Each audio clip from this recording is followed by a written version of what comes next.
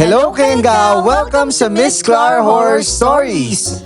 Ang kwentong aswang natin for today ay kwento ni Rico. Isang binata na handang magpanggap na bakla. Yon, may bakla na naman! Oh, patay! Para lang makapasok sa isang misteryosong mansyon at malaman yung katotohanan sa pagkawala ng nanay niya. Pero doon sa simple niyang paghahanap ng sagot, nauwi yun sa isang nakakakilabot na pamana. Meron daw isang mansyon, may isang kayamanan, at may lihim na matagal nang nakabaon sa ilalim nun. Pero Kayanggaw, bago natin simulan yan, shoutout muna sa Kayanggaw na nakasalubong namin nung isang beses. Shoutout sa'yo, Nisin, and sa Hernandez family na nagsispeaker pa daw sa terrace pag nakikinig sila ng mga story natin. Ayun, shoutout po sa inyo and pasensya na medyo natagalan yung pag-shoutout namin sa inyo dahil medyo advance yung uploads natin ngayon. And ayun Kayanggaw, good news nga pala. Marami na tayong mga uploads ngayon gawa nung bumalik na yung mga channels natin. And check nyo lang tong schedule natin na Ito to. ulit yung schedule. Kung para malaman nyo kung anong schedule natin. Kaya naman Clar, huwag na natin patagalin pa. Sabay-sabay na nating pakinggan at alamin ang kwentong aswang ni Rico.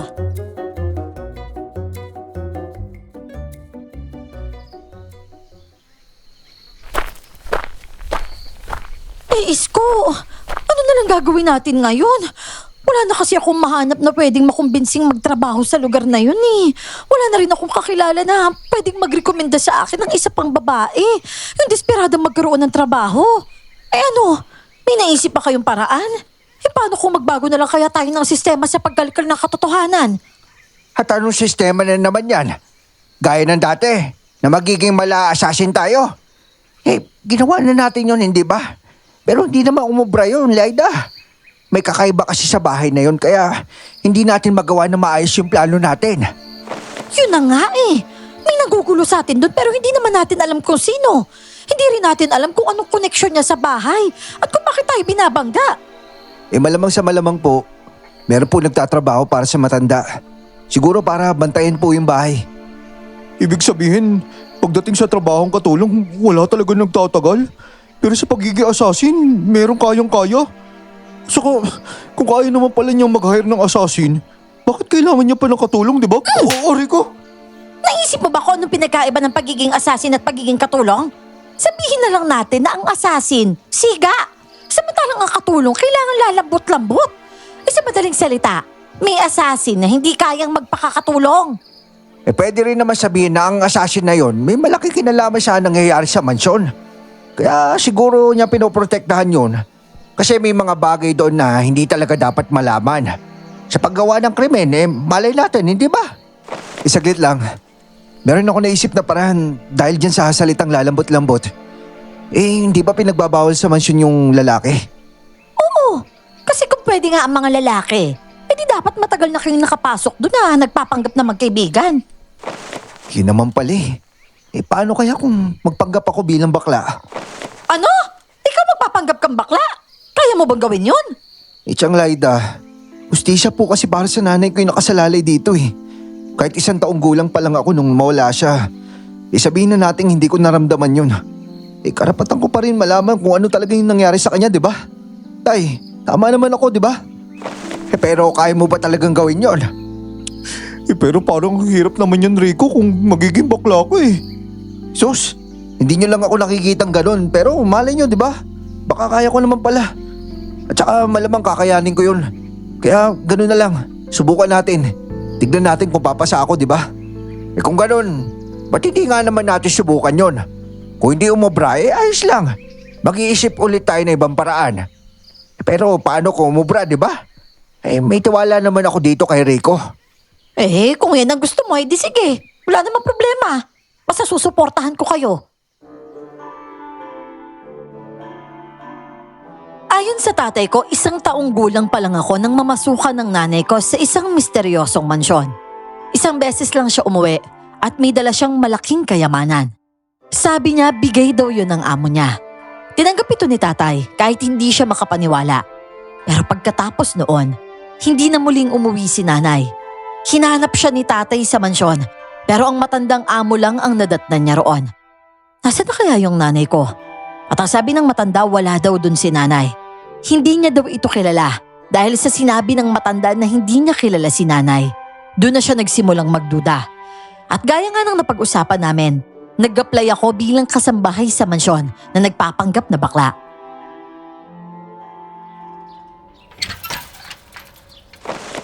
Oh, ano kailangan mo dito, iho? Magandang araw po, Lola. Magandang araw po sa inyo. Ano nga ang kailangan mo? At saka bakit ang dami mong dala? Ay, as you can see po, dala ko po itong maleta ko. Ibig sabihin, wala po akong matitirahan. Pero nang makita ko po itong karatula, Kung naghahanap ka na matitirahan, hindi ito ang lugar na para sa'yo. Bawal ang ibang tao dito. ay, ang harsh niya naman po, Lola. Pero Lola naman, hindi naman ako basta titira dito ng libre. Magtatrabaho po ako. Nakita ko po kasing nakapaskil yung wanted na katulong. Kaya masasabi kong pwedeng-pwede po talaga ako dito. Bawal ang lalaki rito. Hindi ako tumatanggap ng lalaking katulong. Ay, hindi naman po ako lalaki, Lola eh. Ikita niyo naman po, di ba? Badang ako. Ayan o, pak na pak nga po yung puwet ko, oh. Hindi ba? Hindi po ako straight na lalaki, Lola. Ay, nako. Nagpapanggap ka lang na bakla, alam ko yon. Ang mabuti pa'y bumalik ka na lang kung saan ka nang galing. Huwag mo akong istorbohin dito. Ala, teka, Lola naman, wait lang po. Grabe naman po. Ay, grabe naman, sinara talaga yung gate. Lola? Hindi naman po ako lalaki. Ano po ba? Bakla po ako. Umalis ka na dito! Naku, mukhang kulang pa talaga yung performance ko.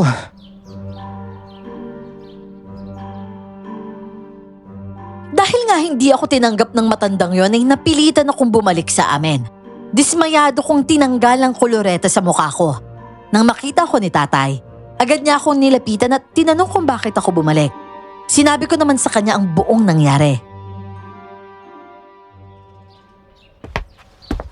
Oh, edi ibig sabihin, nag-iingat talaga yung matandang yon. Pero bakit nga babahol sa mga lalaki yung bahay na yon? Ano kaya yung dahilan? Ay nako, iyan nga din yung tanong ko. Matagal na nating itinatanong yan, di ba? Pero hanggang ngayon wala pa rin isagot. Kasi, sino ba namang makakasagot? Nga pala kuya, naluto ko na yung ulam ha. Pwede na tayo kumain. O siya, kung ganon, tara na. Tuloy pa rin ang pag-uusap namin tungkol sa misyon ko habang kumakain. Tila ayaw na nga ni tatay na ipagpatuloy ko ang plano ko. Para kasi sa kanya baka wala na itong kabuluhan. Pero gusto ko talagang makapasok sa mansyon. Kaya muli kong sinabi sa kanila na gagawa ako ng paraan para mapaniwala ang matanda na bakla talaga ako. At dahil doon, kinausap ko si Gabriel tungkol sa plano ko. Nung una ayaw niyang pumayag, pero sa huli ay pumayag din siya. Kaya bitbit ko ulit ang lumang maleta na puno ng mga yagit kong damit at bumalik ako dun sa mansyon. Muli akong pumindot ng doorbell. Matagal nga akong naghintay bago tuluyang bumukas ang pinto.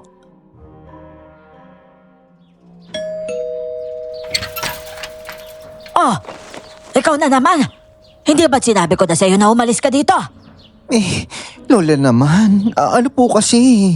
Nalinis ko na po yung buong mansyon nyo. Kailangan ko po talaga na matitirahan At syempre makakain din po. Yung pera ko dito, ilang araw na lang po ito. 20 pesos tignan nyo. Last budget ko na po ito talaga. Totoo po kasi niyan, Lola. Naligaw po ako. Ay, hindi. Naiwan po pala ako ng boss. Naiwan po ako ng mga kasama ko. Sumakay sila sa bus ako hindi pa. Yung problema, nasa bag na isang kaibigan ko yung wallet ko Bit-bit niya yun. At nasa loob siya na ng bus kasi akala niya makakahabol pa ako. Pero ang totoo, naiwan po talaga ako. Kaya ito po ako. Palaboy-laboy po ako sa daan. Hindi po ako makakahanap ng trabaho, Lola. Wala po akong pera. Kapag wala po akong pera, hindi po ako makakakain. At kapag hindi po ako makakakain, matitegi po ako, Lola. Ano po ba? Gusto niyo po bang mamatay na lang ako? Makakaya po ba ng konsensya niyo? At sa tingin mo, maaawa ako sa'yo dahil lang sa ganyang kwento? Dapat lang po, Lola. Kasi sa panahon ngayon, kailangan natin maging mabuting tao. Alam niyo naman po, Lola, papasok si Saturno sa buhay natin lahat. Si Saturno po, siya po yung taga-disiplina, taga-bigay ng hustisya at karma din sa atin. At kapag tumama po yan sa buwan ng kapanganakan mo, nako, mabigat po yan sa buhay mo. Pero kapag mabuti ka po sa kapwa mo, makakatanggap ka po ng biyaya. Oo, pero kung magiging masama ka po, kagaya ngayon, kapag tinanggihan niyo ko, makakatanggap po kayo ng mabigat na suliranin. Yung hirap na pinagdadaanan ko, babalik po yun sa inyo. Lumapit nga po ako sa inyo tapos tinanggihan niyo ko. Nako, kaya kayo po yung tatamaan ni Saturno. Wala ako naiintindihan sa mga pinagsasasabi mo. Ang mabuti pa umalis ka na. Wala akong panahon dyan sa kalokohan mo. Naku, Lola naman. Huwag na po matigas yung heart mo. Sige na, payagan niyo na po ako. Kung alam niyo lang po, magaling po talaga ako sa gawaing bahay. Masipag po ako. At mas gusto ko pa nga yung bahay na medyo luma tsaka madumi. Alam niyo po, challenging yun para sa akin eh. Sige na po, Lola. Payagan niyo na po ako. Gutom na po talaga ako eh. Kahit kailangan ko po muna magtrabaho, bago makatanggap po ako ng sahod, gagawin ko po. Kaya ko pa naman po kumilos eh. Ay! Lola, tingnan niyo po oh. Napakagwapong lalaki no, na nagsusorbetes. Pwede po ba akong makahingi ng pambili ng ice cream, Lola? Oh, hindi ba't may 20 ka? Yun ang gamitin mo. Oo nga pala, Lola, no? Napakaburaot ko naman. Pogi! Pogi! Pabili naman ako ng ice cream, oh. Sige. Ilang ice cream ba yung gusto mo? Isa lang naman, Pogi. Pero kung gusto mo, share tayo. Hindi na, no? Ito. Ay, maraming salamat, Pogi, ah. Ibabalik ka ba ulit dito? Ibalik ka dito, ha? Bibili ulit ako sa'yo. Alam mo ba yung bahay na yan? Yan. Diyan ako nagtatrabaho. Kaya dito ka pupunta para makabili ulit ako sa'yo, ha? Gets mo ba? Oo. Sige, walang problema. Yun ang napagplanuhan namin ni Gabriel para patunayan sa matanda na bakla talaga ako. Napangiti ako ng palihim nang makita kong nakasilip ang matandang babae sa gate. Na para bang pinag-aaralan niya kung bakla ba talaga ako o nagpapanggap lang. Para mas maging epektibo ang plano, kumaway ako kay Gabriel sa malanding paraan at sinigurado kong makikita yon ni Lola Cora.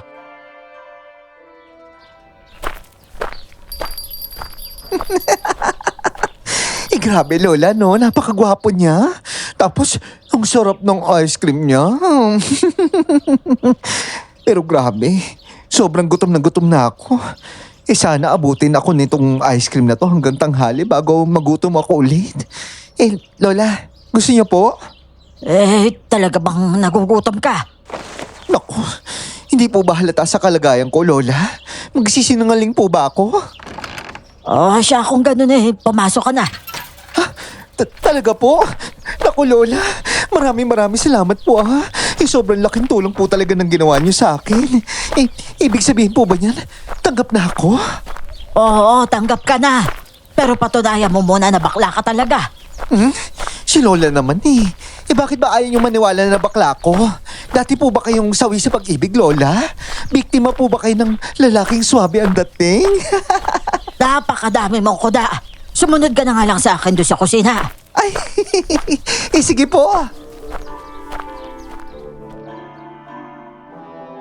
Talagang pinakain din ako ng matandang yun kahit napakarumen ng kusina nila. Pagpasok ko pa lang sa bahay, ramdam ko na agad ang bigat ng paligid. Para bang may kakaiba doon. At parang ilang taon nang hindi nalilinis ang buong lugar. Sa kusina nang mahawakan ko pa lang ang mesa ay ramdam ko na agad ang kapal ng alikabok. Siya rin mismo ang naghain ng pagkain para sa akin. Napakasimple lang, kanin at delata. Hindi mo aakalain na nakatira rito ang isang mayamang tao dahil halatang iba ang nakasanayan niya. Kumain lang ako noon hanggang sa tuluyan nga akong mabusog. At pagkatapos noon, dinala niya ako sa taas para ipakita ang magiging kwarto ko. Oo nga pala, ano bang pangalan mo? Ay, ako po si Rica. Pinangalanan kasi ako ng magulang ko na Ricardo. Tinanggal ko po yun to para maging Rica. At saka para maging tunog babae, kaya Rica po. Ganun ba? Ito pala yung magiging kwarto mo, ha? Maraming kwarto sa bahay na to pero dalawa lang ang malinis. Yung kwarto ko at saka yung kwartong ito. Linisin mo na lang ulit kung ayaw mo ng malikabok. Naku, maraming salamat po Lola. Yung ganda nga po ng kwartong to eh. At saka pink po yung pintura. Babaeng babae. Naku Lola. I-promise ko po sa inyo, kapag tapos na ako sa trabaho ko sa buong bahay, pagagandahin ko pa po tong kwartong to. Ikaw ang bahala. Siya, iiwan na kita rito, ha? Sa bahay na ito, bahala ka kung anong gagawin mo. Maglinis ka, magluto ka. Ikaw ang magdedesisyon. Sa akin lang, meron akong kasama at sapat ng maaliwalas ang bahay. Kontento na ako doon.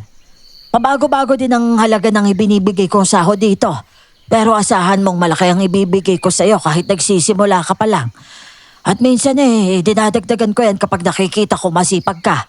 Ay, talaga po Lola? Naku, maraming salamat po talaga. Para napakaswerte ko naman po na nakapasok po ko sa inyo dito. Siguro, bago ka lang dito, ano? Ay, opo. Kaya nga po sinabi ko kanina na naiwan po ako ng mga kaibigan ko. Ibig sabihin, hindi po talaga ako taga rito at hindi ko po kabisado tong lugar na to. Mabuti naman kung ganon. Sige na. Kung ayos ka na dyan sa kwarto mo, iwan na kita dito. Sige po Lola.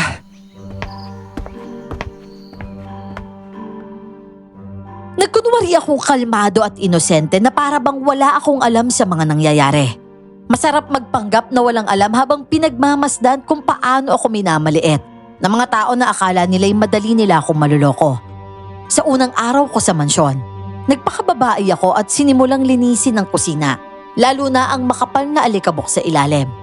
Para makahanap ng paraan na makapag-report sa pamilya ko, naisip kong gamitin ang kakulangan ng pagkain bilang dahilan para lumabas. Nagpaalam akong mamalengke at pumayag naman yung matanda. Lumabas nga ako sa gate ng mansyon at agad akong nakita ni Gabriel. Sinenyasan ko siyang pumunta sa palengke at agad naman niyang naintindihan. At doon nga kami nagkita.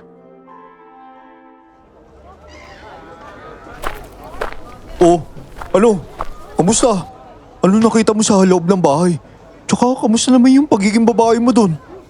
Nako, medyo hindi ganun kadali. Pero sa totoo lang, nag-i-enjoy naman ako kasi nakakatuwa rin yung ginagawa ko eh. Tungkol naman sa bahay, masasabi kong kulang na kulang talaga sa linis. Siguro yung mga babaeng pumapasok dun, pinapangunahan ng takot kaya hindi na nagagawang maglinis na maayos.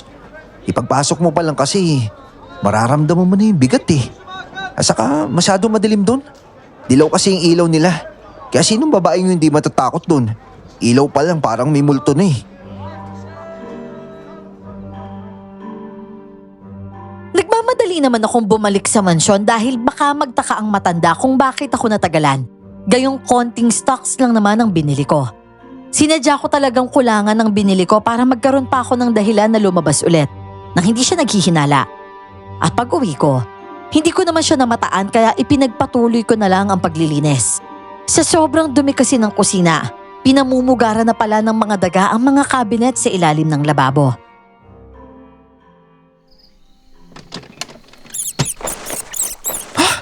Walang ya? Sobrang dami ng mga daga dito ha? Yari kayo sa akin ngayon mga bubuit kayo. Ay, Diyos ko naman, Rika. Ano ba yung ginagawa mo? Bakit naman ang daming daga na inipon mo dito sa daspan? Ano pa nga ba Lola? Di sinusugi ko po yung mga daga. Hindi ba kayo natatakot baka sakupin na itong mansyon yun ng mga daga? Ay, Diyos mio. Ayan pa. Halika yung mga daga kayo dito. Halika kayo! Ibang klase ka talagang bakla ka, ano? Ikaw pa lang ang baklang kilala ko na hindi takot sa mga daga na yan. Kahit nga yung mga babaeng katulong ko dito dati, hindi nakakatagal dahil takot na takot sa mga yan. Daga lang pala yung kinakatakutan sa mansyong to. Ano yung sinabi mo, iho? May sinasabi ka ba? Wala pala Lola. Ang sabi ko, laki ako sa probinsya kaya hindi po talaga ako takot sa mga ganyan. Saka kung hindi niyo po alam, kinakain po namin yan sa mga bukid eh. Yung dagang bukid, mas malaki pa nga po kaysa sa mga daga nyo dito. Ay, nako, ibang klase ka talagang bakla ka.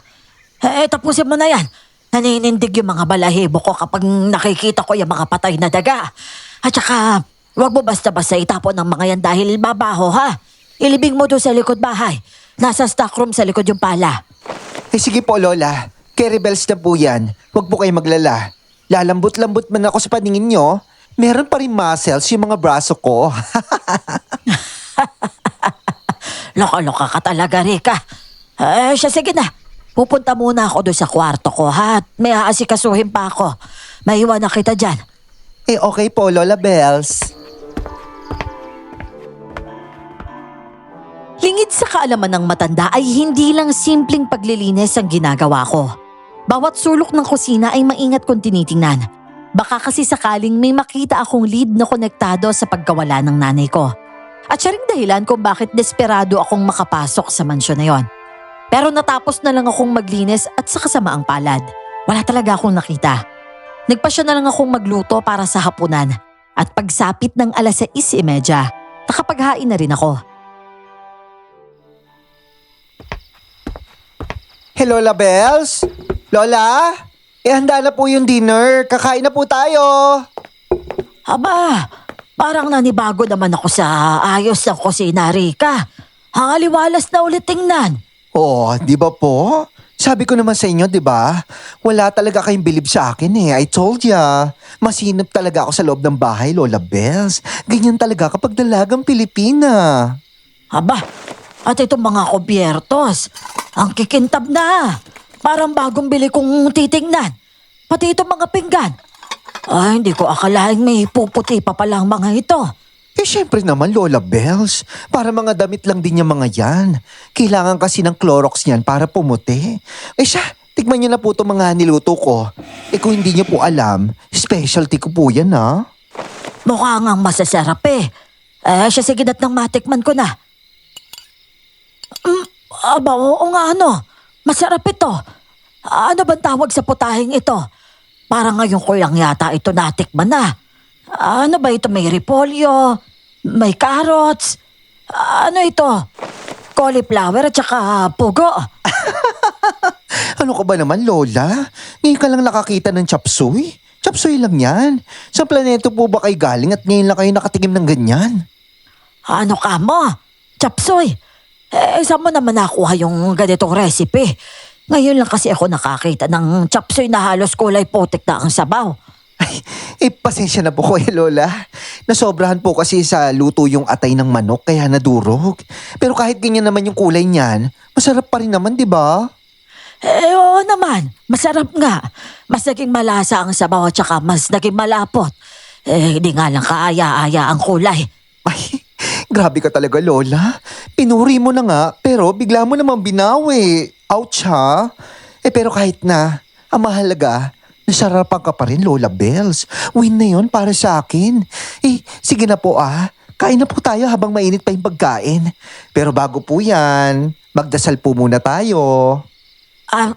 Rika, iha. Bakit po, Lola? Hindi po ba kayo nagdadasal bago kumain? Siyempre, nagdadasal. Talaga? O siya, sige po. Dahil kayo po yung mas matanda, kayo po yung may-ari ng bahay, kayo na po yung manguna sa pagdarasal. Ano? Ikaw na. Wala namang kaso sa akin yun eh. Baka naman po ayaw nyo lang magdasal kasi hindi po talaga kayo nagdadasal. Baka naman po iba yung dinadasalan nyo. Anong ibig mo sabihin, Rika? Joke lang naman po. Kayo naman. Masyado naman kayo seryoso. O siya po, Lola. Ako na po magdadasal para makakain na po tayo. Ako na nga ang nanguna sa pagdarasal. Habang ginagawa ko yon, nasa matanda ang buong atensyon ko. Kita ko ang reaksyon niya sa bawat salitang sinasambit ko. At halatang hindi siya komportable sa mga naririnig niya mula sa akin. Doon ko naramdaman na may kakaiba nga. Hindi lang sa bahay, kundi pati na rin sa kanya. Pagkatapos namin kumain, hinugasan ko na ang mga pinagkainan namin. Pati na rin ang mga pinaglutuan ko kanina. Saka na ako nagpaalam na pupunta na sa kwarto ko para nga makapagpahinga. Kahit mukhang malinis ang silid, nilinis ko pa rin yon dahil may maninipis na alikabok pa rin sa paligid.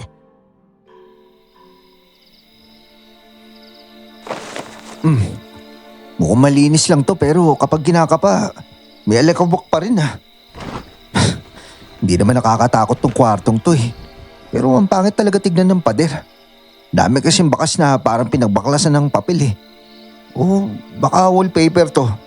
Teka nga, titignan ko yung ilalim ng higaan. Teka, ano to?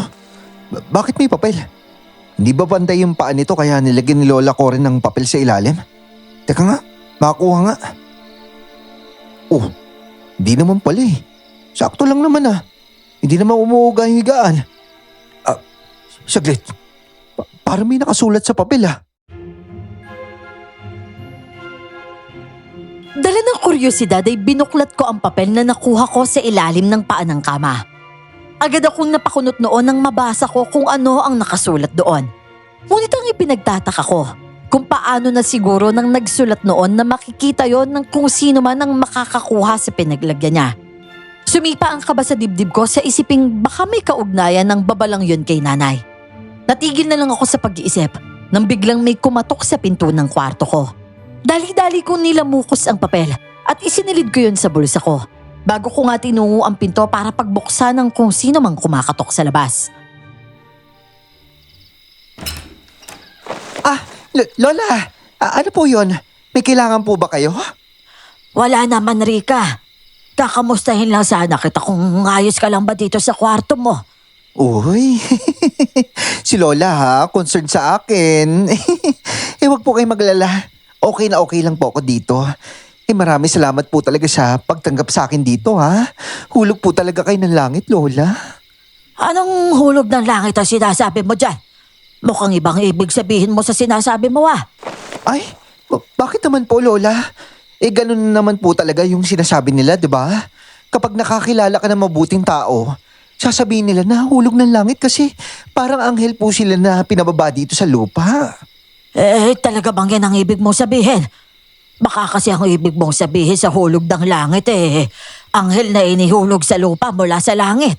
Kasi itinatapon sila dito dahil hindi na sila tanggap doon.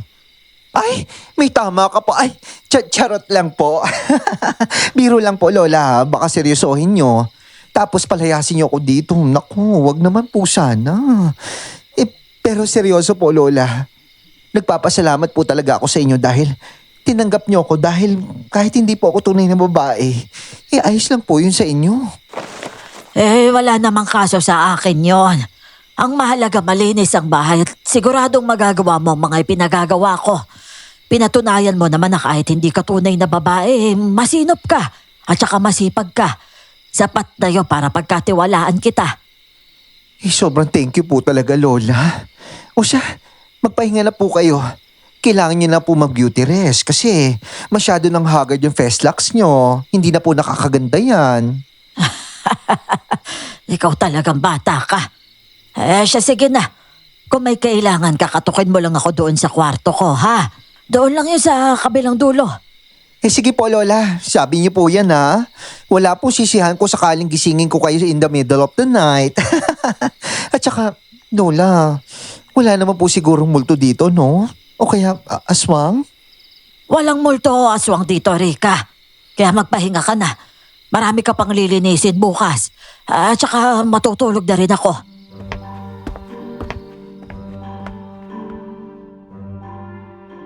Pagkatapos kong linisin ang buong silid ay naligo ako para matanggal ang pawis at alikabok. Sa sobrang pagod, pagdikit pa lang ng likod ko sa manipis na kutsyon ay agad akong nakatulog. Pero pagsapit ng hating gabi, nagising ako sa mahihinang yabag sa labas ng kwarto. Pabalik-balik na parang may taong naglalakad sa pasilyo. Tuluyan akong napadilat nang may marinig akong nagsasalita. At sa tono ng boses, parang si Lola Cora yon.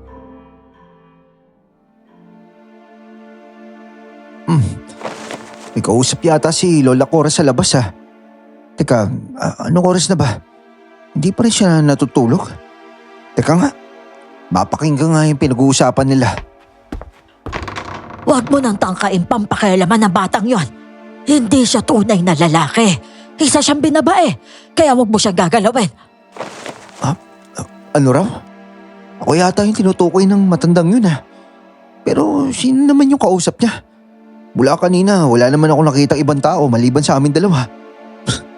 Mukhang may tinatago talaga tong matandang to ha. At yun yung dapat ko alamin.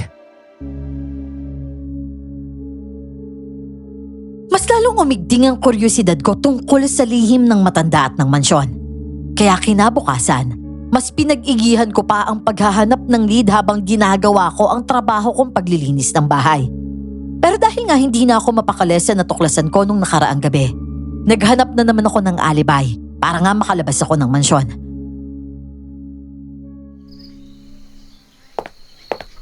Hey, Lola Bells? Lola, where na you? Here na may, Lola! Hoy, Rika! Ano ba yung sinisigaw-sigaw mo dyan? Nandito ako! Ay, nandiyan ka pala. Hindi po kaagad kita nakita kasi machi-machi kayo ng halaman eh. Green na green pa naman yung suot nyo, kaya akala ko halaman din po kayo. Bakit matawag ka ng tawag sa akin? May kailangan ka ba? Tumpak ganun. Lola, kulang po kasi nabili kong stocks natin kahapon para sa kusina. Kaya kailangan ko po ulit pumunta sa palengke para mamili. Ano? Anak ka naman pala ng tukdeneng. Nasa palengke ka na nga't lahat kahapon. Hindi mo pa nilubos-lubos. Marunong ka ba talaga mamalengke? Syempre naman po, Lola. Pang-wipe material kaya ako. Kaya alam ko kung paano po mamalengke, no? Lola, nagkataon kasi na nadjejebs ako kahapon kaya bigla ko umuwi ka agad eh. Halos hindi ko po natapos yung pamimili. Ano? Ibig sabihin, umeba ka muna bago nagluto ng hapunan natin kahapon. Ay, grabe naman kayo, Lola. Syempre nagugas naman po ako. Grabe naman kayo sa akin. Wag po kayo mag-alala. Wala po secret recipe ako na nilagay doon, no? Ano ba kayo? Siya. Eto na ang pera. 2,000 yan, ha? Siguro naman kakasya na yan para hindi ka mayat maya lumalabas. Para bumili ng kung ano-ano kailangan natin dito sa bahay. Ay, thank you po, Lola. O siya, aalis na po ako ha. Para hindi naman ako nagmamadali sa pamimili. At sure na mabibili ko po ang lahat ng kailangan natin dito. Babush po.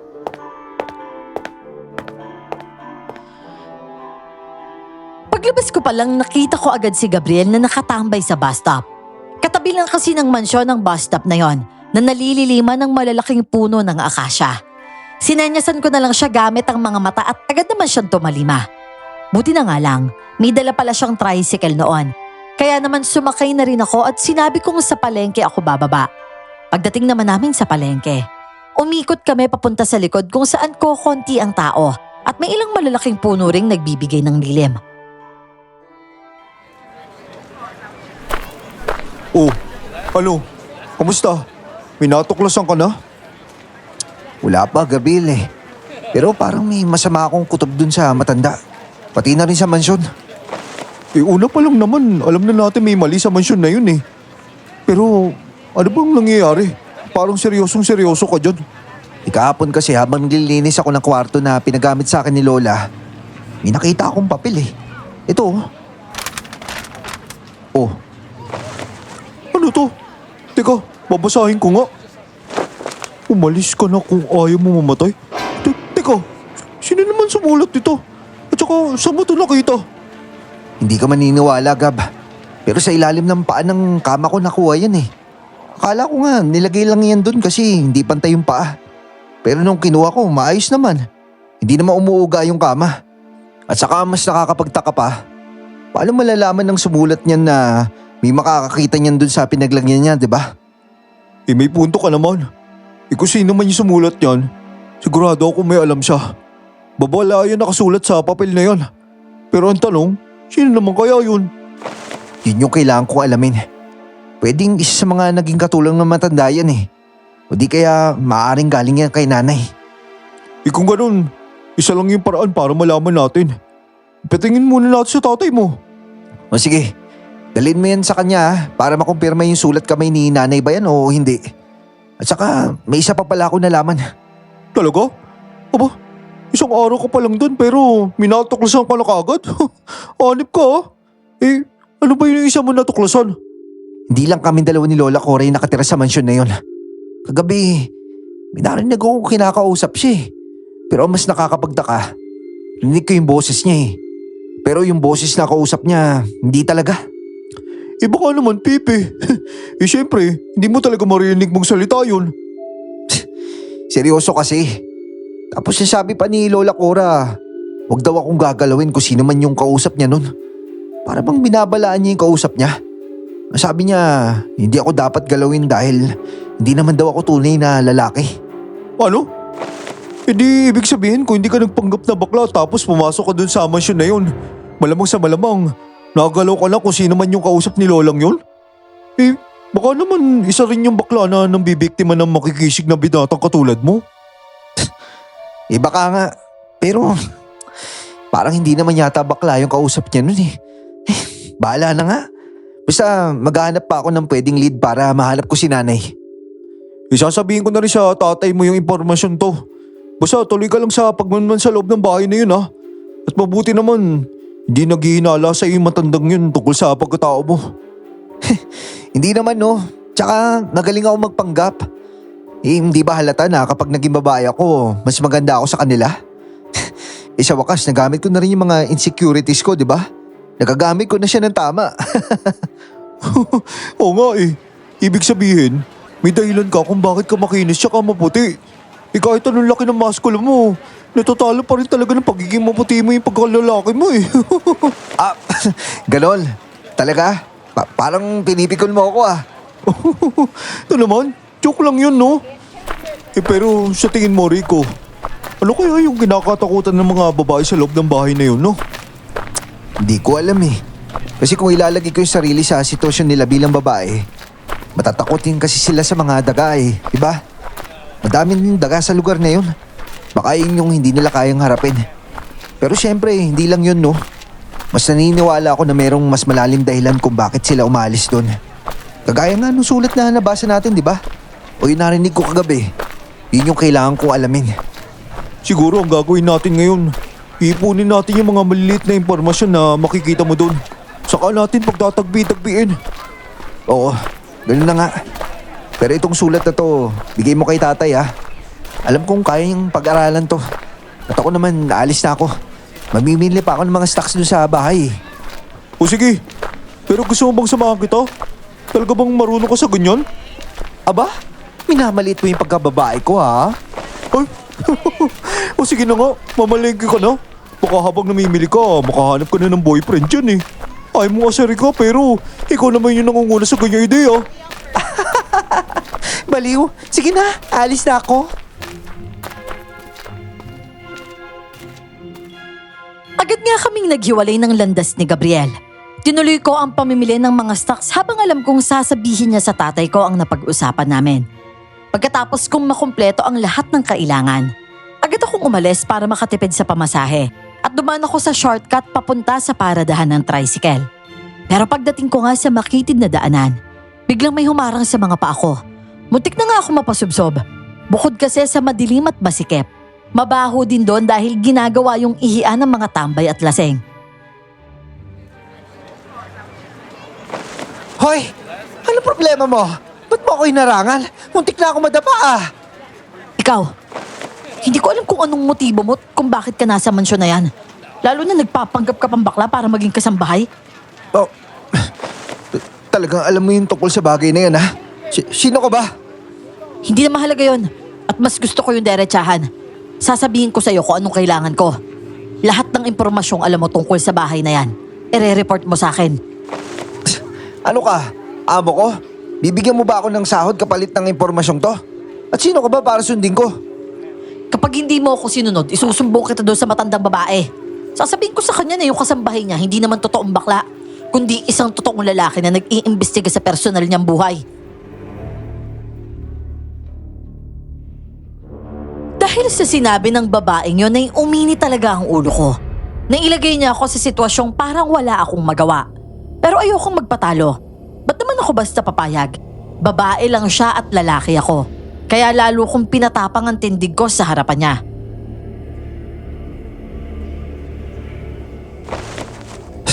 Talaga? Sa tingin mo, kaya mo akong pasayawin sa palad mo?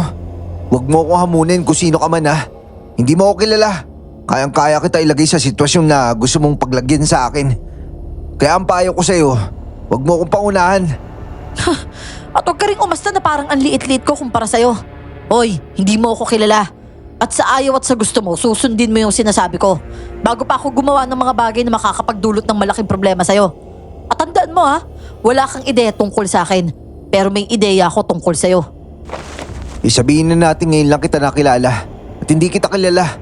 Pero malalaman ko rin kung sino ka. At sinisiguro ko sa'yo, hindi mo ako basta-basta mapapasayaw sa palad mo.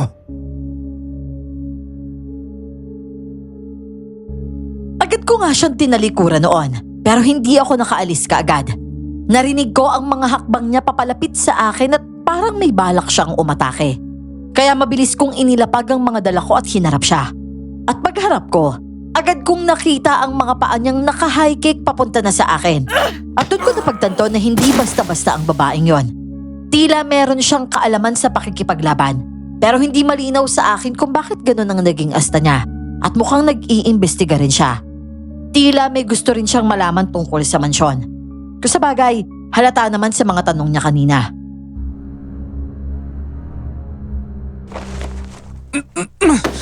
Kung alam mo yung gusto mong malaman sa mansyon yon, paghirapan mo yon. Huwag mo akong gamitin. Eh ikaw yung naisip kong paraan eh. Kaya wala ka nang magagawa doon. Babayaran kita ng malaking halaga. Hindi ko kailangan ng pera mo. Marami kami yan. Basta itong tandaan mo. Huwag mo akong piliting ilagay ka sa sitwasyong wala kang pagpipilian. Hindi ubra sa akin yung mga salita mong yan, no? Tandaan mo, nakapasok na ako sa mansyong yon. Kahit isumbong mo ako sa matanda, wala na siyang magagawa dahil nasa loob na ako. Alam mo ko ako sa'yo, pakipagsabuatan ka na lang sa akin. Dahil sigurado ko yung mga bagay na alam mo sa loob ng mansyon. Wala pa yan sa alam ko. Malay natin, di ba? May mga bagay akong ihahayag sa'yo na pagsisisihan mo kapag hindi mo narinig. Oh, kung may alam ka naman pala, ba't ka pa sa akin nanghingi na impormasyon? Sinungaling ka eh. Hindi naman tugma yung mga rason mo eh. Pabago-bago. Kaya paano ko maniniwala sa'yo? Sa pagkakataong yun ay hawak ko na ang pulso niya. Tinabig ko ito at muli siyang tinalikuran. Pero habang naglalakad ako, nagsalita na naman siya para mapahinto ako at makuha ulit ang atensyon ko. Pinili ko na lang na wag lumingon. Ayoko ng ibang taong involved sa ginagawa namin. Gusto ko kasing magtrabaho ng malinis at walang gusot. Pero mukhang gusto ng babaeng yun na sumali sa investigasyon ko. Akmang magpapatuloy na sana ako sa paglalakad nang bigla siyang nagsalita ng isang bagay. Natuluyan akong napahinto. Yung matandang yon, may tinatago siyang nilalang sa loob ng bahay. At yun ang dahilan kung bakit hindi siya tumatanggap ng lalaking katulong o kahit gwardya. May iniingatan siya doon. Isang nilalang na mahilig sa mga lalaki. At malakas ang hinala ko na hindi yun basta gustong ipaalam ng matanda. Kaya sa labas pa lang ng gate, sobra na yung pagbabawal niya sa'yo, di ba? Mahigpit niya sinasabi na bawal ng lalaki sa loob ng bahay niya. O ano? Interesado kang malaman kung ano yun, di ba? Kung ginagamit mo yung bagay na yan para mapakagat ako sa gusto mo, nagkakamali ka. Oo, may ganyan ka na impormasyon. Pero kaya kong tuklasin yan sa sarili kong paraan. Kaya pwede ba? Huwag mo na sayangin yung oras ko. Tuluyan na akong umalis at hindi na ako lumingon. Kahit ano man ang sabihin niya. Malaking tulong ang impormasyong ibinigay niya pero hindi ko pa rin matukoy kung ano ba talagang nilalangan tinutukoy niya. Ang hinala ko nga noon, baka aswang. Kumakalat kasi ang balitang ang matanda mismo ang aswang. Pero sa nakita ko, parang ordinaryong tao lang siya. Kaya nga naisip ko na baka may tinatago nga siyang aswang. At paglabas ko, agad ako sumakay ng tricycle. Habang nasa biyahe ay paulit-ulit sa isip ko ang sinasabi ng babae. Kailangan kong malaman kung ano talaga ang nilalang na yon, kahit ilagay ko pa ang sarili ko sa panganib. Oh, ang bilis mo yatang mamalengke. Nabili mo na ba lahat ng kailangan mo? Baka mamaya kulang pa yan at hanggang bukas lang yan. Ay nako, Lola Bells, hindi po. Sa pagkakataong to, sakto na talaga yung stocks natin, no? At aabot pa yan ng pang-1 linggo. Kaya wala na tayo ibang gagawin dito kundi magluto, kumain at maglinis. Kailangan ko po kasing bumili ng maraming stocks, Lola, di ba? Yung oras kasi na ginugugol ko sa pag-alis papunta sa palengke at pabalik-balik. Ilalaan ko na lang po dito sa bahay para makapaglinis ako. Nang sa ganon, matapos na natin yung goal natin na maging malinis na yung buong bahay. Ay, nako. Mabuti naman kung gano'n at ganyan ang isip mo.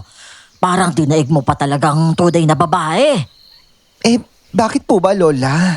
Yung mga dati niyong katulong, hindi po ba ganun? Ay, hindi kayang magtagal ng mga katulong ko dito. Kasi tingnan mo naman ang buong bahay, di ba? Sa unang tingin pa lang, akala mo bahay ng mga multo. At saka maraming ang daga rito. Kapag sabay-sabay na nagtatakbuhan ng mga yon, ito sila natatakot. Akala nila may ibang tao dito bukod sa atin. Pinaparaning nga nila ang mga sarili nila. At kung may kakayahan lang akong maglinis talaga, Diyos ko, ako na lang ang gagawa. Kaso, matanda na ako. Marami nang masakit sa katawan ko. Kaya kailangan ko talaga ng katulong. Nako, kaya naman pala. Pero normal lang naman magkaroon ng ganitong bahay, lalo na kung nag-iisang matanda ka na nakatira. Malamang, hindi may iwasan na bawat ang party dito maalikabok. Alam mo yung mga babaeng kasing yun, Lola. Wala naman silang common sense eh. Pinapangunahan sila ng pagiging praning nila kaya hindi nila nagagawa yung trabaho na kailangan nilang gawin dito. Oh, di ba, Lola? Sabi ko sa inyo eh, swerte talaga kayo sa buhay dahil nandito ako. Ako yung magiging dahilan kung bakit gagaan palagi yung pakiramdam nyo dito sa bahay. Lalo na kapag nalinis ko na to. Nako, sinasabi ko sa iyo, babalik kayo sa dati yung sariling bilang donya. Napakakulit mo talagang bata ka. Pero maraming salamat ha. Maraming salamat dahil nandyan ka. Nakikita ko naman na ginagawa mo ang lahat para maging maayos ang lagay natin dito sa bahay. Talaga napakabuti mo. Ay, oo naman po. Kasi meron akong ganitong pagkatao na kapag gumawa ako ng kabutihan ngayon, pagkatapos ng 3 buwan, mag-aani ako ng reward. Aba, at anong ang reward naman yung sinasabi mo? Gaya na lamang po, halimbawa, nagiging mabuting kasambahay ako sa inyo. Inaalagaan ko yung bahay nyo, nililinis ko, pinapakinan ko ang lahat ng gamit nyo. Tapos pinagluluto ko kayo ng masarap na pagkain, tapos inaalagaan ko kayo bilang matanda. Kaya pagkatapos ng 3 buwan, ang reward naman po na matatanggap ko mataas na sahod, di ba? Ay, ganun pala. Ibig sabihin yan nagpapariting ka. Ay, hindi naman po, Lola. Halimbawa lang naman po yun. Ano ba naman kayo? Kahit wag na nga po taasan yung sahod ko pagkatapos ng 3 buwan okay lang po yun. Hindi po ako magbabago, pangako po yan. Ay, nako. Sige na. At magpahinga ka na. Napagod ka na at galing ka pa sa bayan, di ba? Magpasingaw ka muna ng init ng katawan bago ka muling sumabak sa trabaho. Sige po, Lola. Sinunod ko ang sinabi niya. Nagpahinga ako sandali saka ipinagpatuloy ang trabaho. Hindi ako nababagot dahil bawat kilos ko, bahagi yon ng paghahanap ko ng mga sagot. Matapos linisin ang kusina, sala naman ang inayos ko. Wala akong nakitang kakaiba maliban sa sahig na tila may bakanteng espasyo sa ilalim. Kinakatok ko pa nga ito nang makita ako ng matanda at sabihin ng mga lumang kubyertos at plato lang daw ang laman nun. Kaya naman tumigil ako at nagpatuloy sa paglilinis. Kinagabihan, habang nagpapalit ako ng damit, bigla kong naramdaman ang presensya ng iba. Paglingon ko may tumakip sa bibig ko. Pumalag naman ako pero agad siyang bumulong.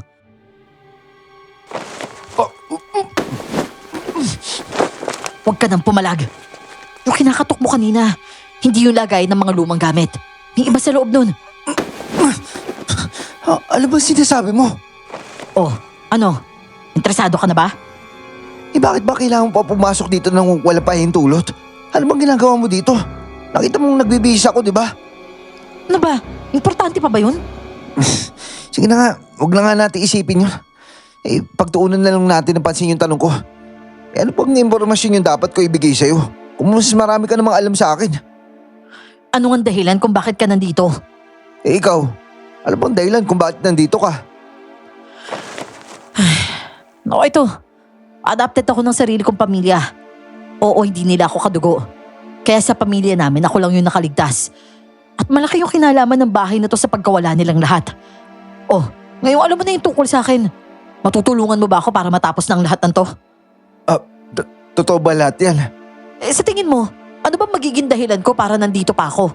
Hindi naman maganda tong mansyon na to, di ba? Sabihin na natin na mahalaga to tsaka maraming pera yung matanda. Pero ba't ko naman sasayangin yung oras ko dito kung wala naman akong motibong maghigante? Dito nagkatrabaho yung nanay ko dati. Tapos nawala siya nung 1 taong gulang pa lang ako. Dito mismo sa bahay na to siya nawala. At nagsisinungaling yung matanda na yan sa tatay ko. Sabi niya, hindi niya alam kung nasaan yung nanay ko eh. Pero dito lang naman siya dati nagtatrabaho. Kung ganun, parehas lang pala tayong may dahilan para malaman yung katotohanan dito. Ang pinagkaiba lang natin, mas masalimuot yung sa akin. Dahil naubusan na ako ng pamilya eh. Habang ikaw, may tatay ka pa. Parehas lang naman yung sakit na dulot nun eh. At saka kung mapapansin mo, wala rin akong masyado alam sa loob ng bahay eh. Hindi ko kabisado yung lahat nandito. Mas marami ka pang alam kumpara sa akin eh. Pero kailangan pa rin kita. Gusto ko malaman kung paano ka tratuhin ng matandang yun. Gusto ko ding malaman kung ano mapapansin mo sa bahay na to. Hindi kasi sa lahat ng pagkakataon, kaya kong manatili dito eh. Dahil bukod doon sa matanda, alam kong may iba pang nakatira dito. At yun yung gusto kong makita mo. Rika! Rika! Anong ingay ang naririnig ko dyan? May kasama ka ba? Yung matanda, saglit lang ha. Magtago ka muna. Pero imbis na magtago ay nagulat ako sa ginawa niya. Yung bintana kasi hindi pala jealousy na hindi mabubuksan ng buo. Nabubuksan pala yun ng malaki. At yun mismo ang binuksan niya bago siya tumalon. Ang kwarto ko pa naman nasa 2 palapag. At kahit 1 palapag lang ang taas, hindi biro ang babag sa kanya. Sobrang nagulat talaga ako sa ginawa niya pero agad din akong bumawi dahil kailangan kong pagbuksan ng matanda.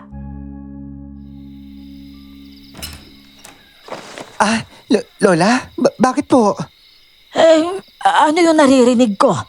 Bakit parang may kausap ka? Kausap po? Nako, hindi naman po tao yun. Yung daga po yung kausap ko. Sabi ko sa kanya, kapag hindi siya umalis sa kwarto ko, babalat ako talaga yung talampakan niya. Kaya ayun po, umalis. Natakot po sa sinabi ko. Kaya pala. Naririnig kasi kitang nagsasalita sa labas. Akala ko may iba kang kausap kaya kumatok ako dito. Sige na, magpahinga ka na ulit. Alam ko kasing pagod ka kanina. Magpapahinga na rin ako sa kwarto ko. Sige po, Lola. Good night. Kinabukasan maaga akong nagising para maghanda ng agahan namin at makapagsimula na rin sa paglilinis. Bandang tanghali, natapos ako sa sala. Hindi lang alikabok ang naipon ko kundi pati mga basurang marahil ay kinaladkad doon ng mga daga.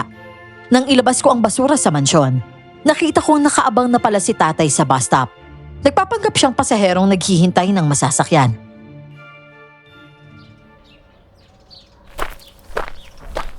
Tay, kanina pa kayo dyan? Nasaan po si Gabriel? Nasa bahay. Mamaya pa siya pupunta dito para magbantay. Hindi natin alam kung ano mangyayari sa iyo sa loob ng mansyon na yan eh. Ayokong matulad ka sa nanay mo na bigla na lang nawala doon. Ikaw na lang yung meron ako, Rico eh. Kaya hanggat maaari, babantayan kita para masigurado kung ligtas ka. Alam ko naman po na nag-aalala kayo sa akin, tay. Nagpapasalamat po ako dahil doon. Pero paano po kapag napansin Lola Cora na lagi kayo nandito? Haba, ano bang akala mo sa akin? Walang plano? Matagal na nga natin itong ginagawa, di ba?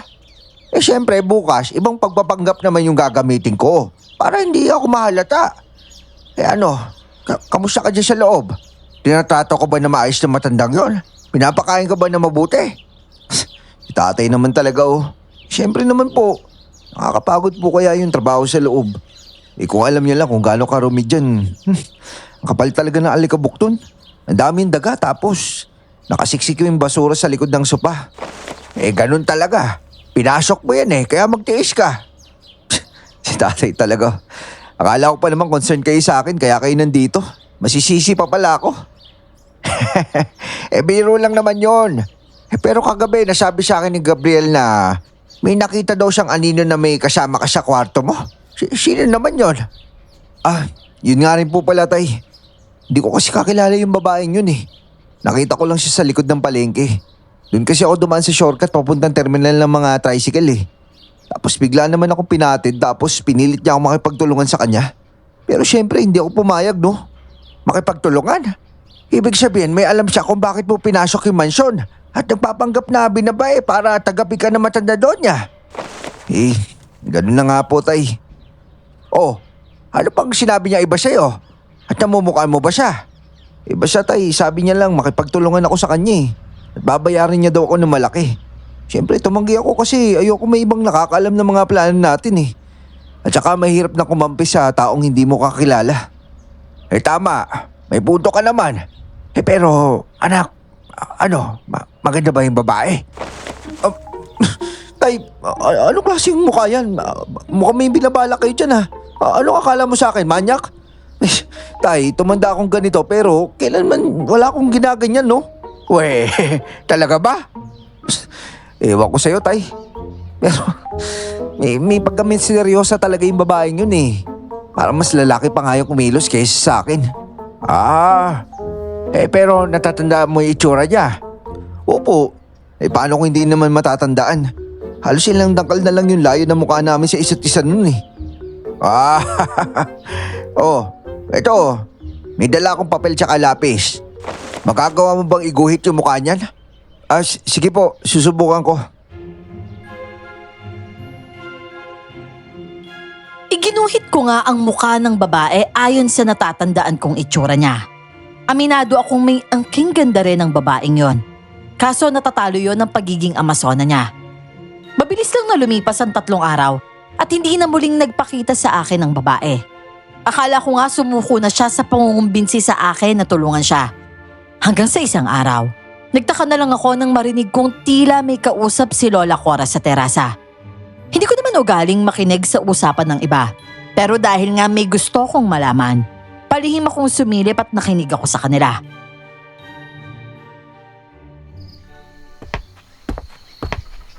Tanggapin mo na lang ang alok ko, Andrea. Iha, kapag tinanggap mo yun, ibibigay ko sa iyo ang lahat ng ari-arian ng pamilya natin. Pati na rin yung mga negosyo at itong buong mansyon. Magiging sa iyo lahat ito. Basta pumayag ka lang. Akala niyo po ba masisilaw niyo ako sa mga kayamanan niyo? Wala namang silbi ang mga yan sa akin kung hindi ko rin naman makakasama yung pamilya ko eh. Kinuha niyo yung mga taong importante sa akin. Kaya ba't ko naman tatanggapin yung alok niyo? Dahil ikaw na lang ang nag-iisang apo ko, Andrea. Wala nang ibang magmamana nito kundi ikaw lang. Kaya pakiusap naman iha. Tanggapin mo na. Para sa'yo rin naman ito eh. Hindi. Kahit maglumuhod pa kayo sa harapan ko, hindi ako papayag. Hindi ako pwede magkamali. Yung babaeng kausap ni Lola. Siya yung babaeng gusto mong kapagtulungan sa akin eh. Pero ano daw? Apo? Kung ganun, apo siya ni Lola Cora? Ibig sabihin, magiganti sa sarili niya, Lola? Pues kung ayaw mo talaga, iha, wala na akong magagawa. Pero sana naman, mahanap mo sa puso mo ang pagpapatawad. Matagal na panahon na ang lumipas mula nang mangyari yon. Palayain mo na ang puso mo mula sa galit. Baka hindi mo mamalayan. Unti-unti ka na palang kinakain na galit na yan. Wala yung maidudulot na mabuti sa iyo, iha. Hindi. Hanggat hindi ko nakukuha ang inaasam kong hustisya para sa pamilya ko, hindi talaga ako titigil. At saka ano bang alam niyo tungkol sa kung ano makakabuti sa akin? Ultimo kayo na lola ko. Kayo pa mismo yung maglalagay sa akin sa alanganin. Pero hindi yun ang gusto ko, Andrea. Andrea, saan ka na naman mapupuntang bata ka? Hayaan niyo na nga po muna ako, Lola. Total matagal niyo na rin naman ako hinayaan eh. Napaisip ako sa mga nangyayari. Halos hindi ko na nga masundan dahil sunod-sunod na ang mga nalalaman ko tungkol sa matanda at sa babae. Buti na lang pala at napigilan ko ang sarili kong pumayag sa gusto ni Andrea. Kahit pareho naman kami ng hangarin sa mansyon. Yun pala, apo siya ni Lola Cora. At ang mas nakakagulat pa doon, sa kanya gustong ipamana ng matanda ang lahat ng ari-arian nito.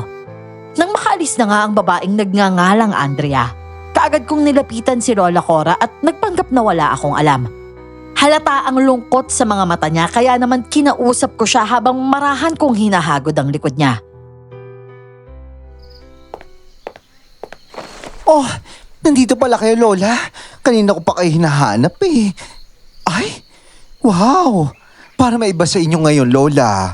Bakit parang parang ang gloomy ng mukha niyo today. Lola, look oh. The sun is bright, the sky is blue. Pero bakit parang lungkot na mga mata niyo?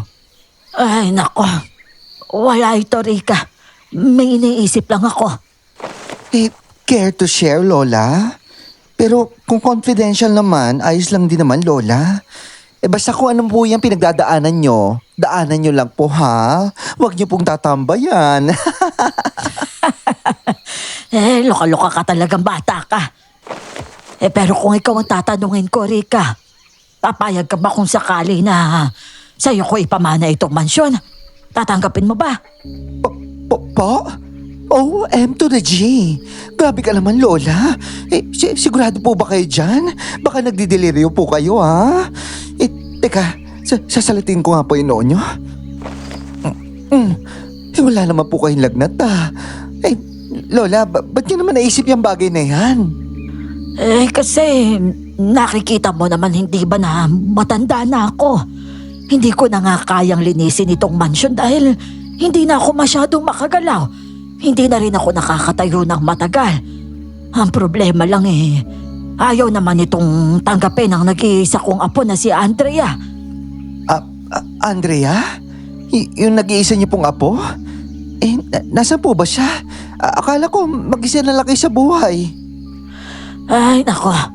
Ewan ko ba sa batang yon. Basta may gusto siyang gawin, hindi talaga siya titigil hanggat hindi niya natatapos. Kung ayaw niya naman sa ibibigay sa kanya, wala rin naman ako magagawa. Pero dahil nandyan ka naman, nagkaroon ako ng isa pang pagpipilian. At sa nakikita ko kasi sa'yo, alam ko mapapangalagaan mo ng mabuti itong mansyon. Lola, sigurado ba kayo na ayaw yan ng apo nyo? Kasi ako, hindi naman sa makapal yung mukha ko, ha? Pero napakalaki talagang tulong nito para sa akin kapag nagkataon. Siyempre, may instant pension na ako. Di ba? Saan pa ako? Pero yun nga, Lola. Baka magka-conflict kasi hindi niya naman ako tunay na apo, di ba? Wala namang kaso yun, Rika. At saka, ganon din kasi ang nangyari sa akin dati. Hindi ako kamag-anak na tunay na may-ari nitong mansyon. Dati katulong lang din nila ako. Pero sa akin niya ipinamana ang lahat. Kaya eto ako. Mula sa pagiging katulong, bigla akong naging donya nang wala ang amo ko. Ay, bongga naman pala. Akala ko born with the golden spoon po talaga kay Lola. Pero Lola, seryoso po ba talaga kayo? Iiwanan niyo talaga sa akin tong mansyon to? Abay, oo naman. Mukha ba ako nagbibiro? Ay, hindi naman po, Lola. Sabi ko nga po, seryoso po kayo eh. At saka, bagay po sa inyo yan. Pang fierce look po kasi. Pak! Aurang-aura. Ikaw talagang bata ka. Napakadami mong alam. Ay, siya. Pinal na ito, ha? Wala na itong bawian. Sure na sure po, Lola. Ay, angal pa ba ako? Grasya na yung lumalapit sa akin, no? Choosy pa ba ako? Siyempre, hindi na. Ay, mabuti ka pa. Ganyan ang pag-iisip mo. Kung sana'y ganyan lang din ang apo ko. Aba, ito naman si Lola. Bakit parang nagsisisi kayo sa naging desisyon nyo? Abay, hindi ano. Nagpapasalamat nga ako tinanggap po ang alok ko sa'yo. At alam kong mapapangalagaan mo ng mabuti itong mansyon. Hindi po kayo magsisisi, Lola. Nasa tamang kamay po itong pinakamamahal niyong mansyon. Nang magkaroon ako ng pagkakataong lumabas ay nadatnan ko na naman si tatay sa bus stop. Nakaupo siya habang may bitbit na mga basahang nilalako. Kaagad kong sinabi sa kanya ang tungkol sa napag-usapan namin ni Lola Cora. At natawa naman siya sa balita.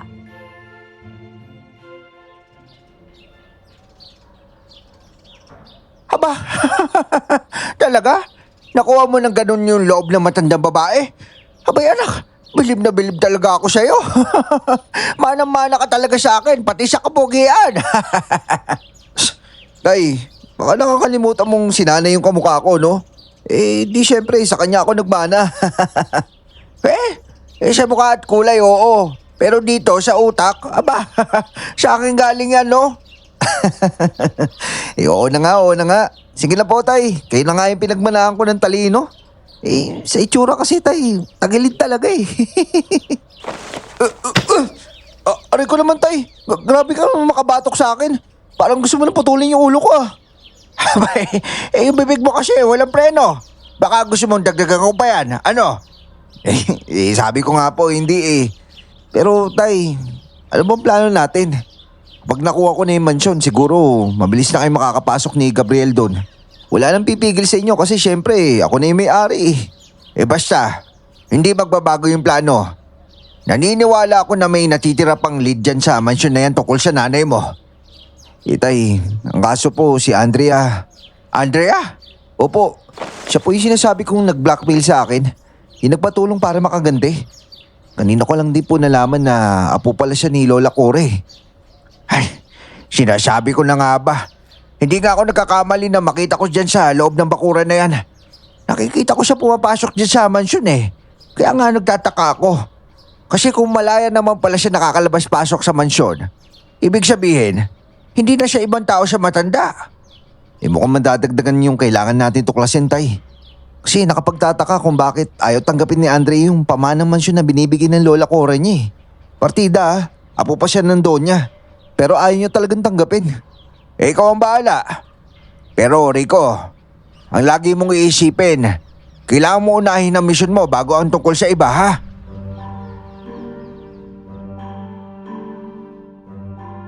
Hindi nga nagtagal ay pinapirmahan na sa akin ni Lola Cora ang mga dokumentong magpapatunay na sa akin na nakapangalan ang mansyon. Siyempre natuwa ako. Sino ba namang tatanggi sa isang mansyon?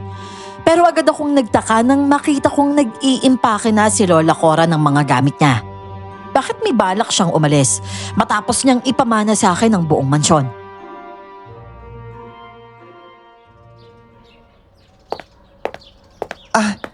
Lola Cora? Bakit po kayo nag-iimpake? Saan po kayo pupunta? Tapos na ang tungkulin ko sa mansyong ito, Rika. Panahon na para ikaw naman ang mamahala sa mga ari-ariang iniwanan ko sa'yo. Pati na itong mansyon. Pangalagaan mo sana ito ng mabuti, ha? Lola naman eh. Hindi naman porkit tinanggap ko yung pamana nyo, iiwan nyo na ako dito. Ano'y ko naman itong malaking mansyon na to kung ako lang yung mag-isa dito. Ano ba? Rika, iha. Hindi sa lahat ng oras kailangan mong may kasama. Alam kong kaya mo nang tumayo sa sarili mong mga paa. Kaya nga ipinauubaya ko na sa iyo ang lahat na ito ngayon, hindi ba? At saka, hindi ba't sabi mo may pamilya ka pa? Dalhin mo sila rito para may makasama ka. Pero Lola, saan naman kayo pupunta? At saka sino po mag-aasikaso sa inyo? At saka yung apo nyo, hindi ko pa po siya nakikilala. Hindi ko pa nga po siya nakikita sa loob ng mansyon eh. Ano po ba? Hindi mo na ako dapat pang alalahanin. Ang isipin mo yung sarili mo. At saka, hayaan mo na yan si Andrea. Matanda na yun at alam na niya ang ginagawa niya.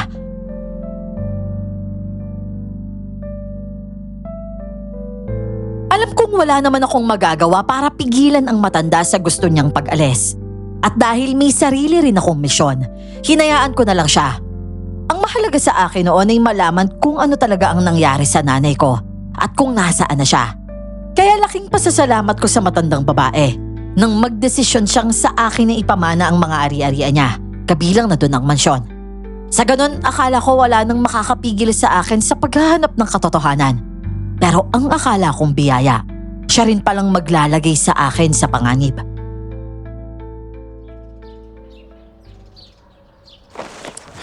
Lola, aalis na po ba talaga kayo? Oo, iha. At sana sa pag-alis ko, matapos na ang dapat natapos dati pa. Hindi na sana may lipat pa ito sa iba. Po? Teka lang. Bakit parang creepy niyo naman po sa ngayon, La? Ano po ba talagang ibig niyo sabihin? Teka lang po, Lola. Naalog po yata ng husto yung utak ko sa paglilinis, kaya nagiging slow na ako eh. Ang ibig ko lang sabihin, sana magtagal sa iyo ang pamana ko. Bata ka pa naman, kaya sigurado akong maaalagaan mo ito ng mabuti. Grabe. Parang pang showbiz naman yung dating nyo, Lola. Pero hello, ako kaya to, si Rika. At tutuparin ko yung sinasabi ko. Kaya promise po, Lola, aalagaan ko na mabuti itong mansyong to. Hindi ko na ulit hahayaan na may mamahay pang Tom and Jerry dito at mapupuno na alikabok, no? Inamin kong naguguluhan ako sa mga sinasabi ng matanda. Alam ko kasing may nais siyang ipahiwatig sa akin, pero hindi niya masabi ng direkta. Gayunpaman, minabuti ko na lang siyang hayaan at mag-focus sa misyon ko. At pagkaalis niya, nagsimula na akong maghalughog sa mansyon. Nag-iingat pa rin ako dahil baka bigla na lang sumulpot si Andrea. Pero kahit anong hanap ko, inaabot na lang ako ng siyam-siyam. Wala pa rin talaga akong makitang lead. Dahil nasa akin na ang ari-arian ng matanda, pinapunta ko na rin doon sina Tatay at Tiang Laida. At sa unang pagpasok pa lang nila, agad gumala ang kanilang mga paningin sa buong mansyon.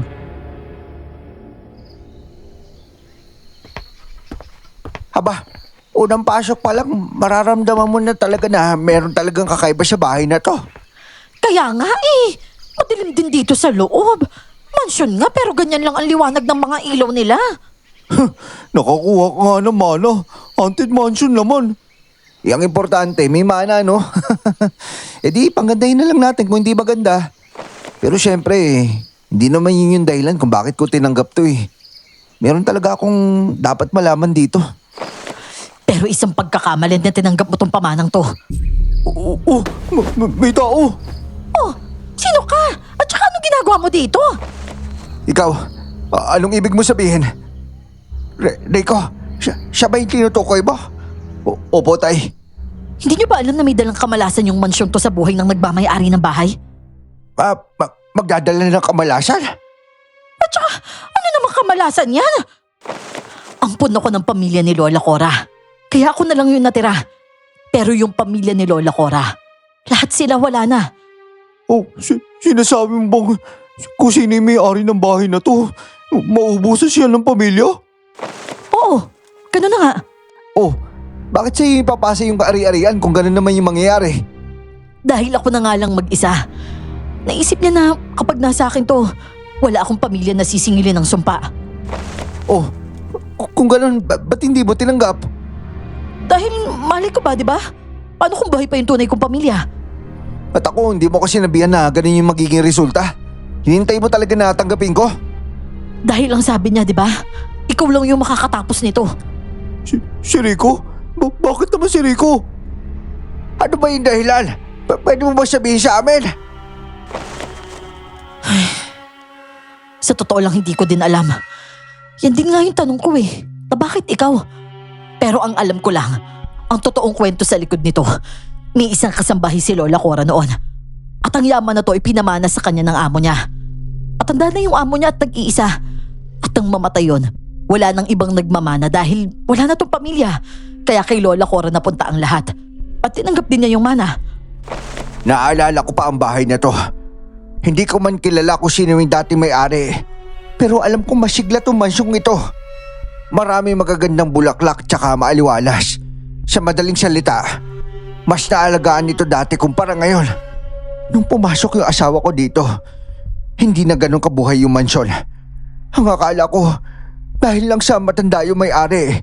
Pero ang hindi ko alam, dati pa palang napunta sa isang matanda itong mansyong ito. Opo, gano'n na nga po. Pero ang sabi tungkol sa dating may-ari, makapangyarihan siya. Marami siyang tauhan na nagsisilbi sa kanya. Pero nang malipat daw to kay Lola Cora, bigla na lang nagbago ang lahat. At bakit naman daw? Ano bang ginawa ng Lola Cora mo? Si Lola Cora po kasi sa pamilya nila, parang siya yung kinalimutan. Wala siyang sariling pamilya. Wala siyang mga anak o apo. Pero meron siyang kapatid na may mga anak at apo. Ampun po ako ng pamangkin niya. At sa totoo lang, hindi siya kailanman nakilala ng mga nagpalaki sa akin. Nalaman ko nga lang po yung impormasyon na to mula sa lola ko yung kapatid niya. Bago siya namatay, nagkausap pa sila ni Lola Cora. Ibig sabihin, may sikreto ka talagang natuklasan kaya mo nakilala tong si Lola Cora. Opo, nagpanggap po ako sa kanya na wala akong alam sa buong katotohanan. Kaya, ayun, inalok niya sa akin tong bahay. Pero hindi ko naman tinanggap. At nung napunta sa kanya yung bahay, lumapit siya sa kapatid niya. Sinabi niya sa lola ko na mayaman na siya, tanda siyang ibahagi dito yung yaman niya. Ibinahagi niya yun ng masaya pero doon din nagsimula yung kalbaryo ng pamilya namin. Unang namatay yung kinikilala kong kuya. Kasunod yung kinikilala kong ina at yung mga kapatid niya. Sunod-sunod po silang namatay at pagkatapos lang yun ng 7 araw. Ang saklap naman yun. Pero ano yung ibig mo sabihin pagkatapos ng 7 araw? Halimbawa, namatay yung kuya mo tapos 7 araw pagkatapos namatay din yung nanay mo? At 7 araw ulit bago namatay yung mga kapatid mo? Oo, paisa-isa sila. At sunod-sunod yung pagkamatay nila. Pero yung isa kong tiyahin, dahil nga sunod-sunod ang pagkamatay sa pamilya namin, lumapit siya kay Lola Cora para humingi ng tulong pinansyal. At naabutan siya ni Lola Cora sa mansyon na may kausap. At isang nila lang yun. Narinig niya yung pinag-uusapan nila. Nakikiusap pa nga daw si Lola Cora at tinatanong kung bakit hindi na lang buhay niya ang kunin. At bakit buhay pa daw ng pamilya niya yung nagiging kabayaran. Kung tutuusin nga, parang natrap si Lola Cora sa pamana. Kung sino ang nagmamana ng mansyon at mga ari-arian, siya yung mawawala ng pamilya.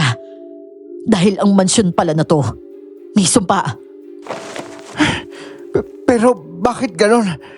Yung asawa ko, bakit nawala dito? At bakit ba walang lalaki sa lugar na to? Dahil ang kapalit na alay para manatiling maayos ang buhay ng may-ari, kailangang mag-alay ng binata. Yun yung bagay na hindi kayang gawin ni Lola Cora noon. Kaya siya nagbabawal ng mga lalaki sa mansyon. Dahil lalaki ang kailangan ng nilalang na yun. Dahil hindi niya nagawa yun, siningil siya sa pamamagitan ng buhay ng pamilya niya. At dahil ako yung bago may-ari, ganun na rin yung magiging papel ko dito sa mansyon. Kung hindi ako mag-aalay ng mga lalaki, mauubos yung pamilya ko. Oo, mamamatay ang pamilya mo sa iba't ibang paraan. Pero magkakasunod lang ang pattern. Kaya kailangan mo mag-alay ng lalaki dito para hindi sila maubos. Oh, Andrea, ibig sabihin, alam mo talaga to simula pa lang? Oo, alam ko yun simula pa lang. Pero umasa ako na merong isang biktima makakapagsabi sa akin kung paano niya hinarap yun nilalang na yun na nakatira dito. Dahil alam ko nasa ilalim lang siya. Yung nangyari sa nanay ko. Andrea, may mga katulong pa bang nawawala dito dati? Sa pagkakaalam ko, lahat ng katulong dito umaalis. At wala namang namatay. Siguro yan yung impormasyon na hindi ko alam.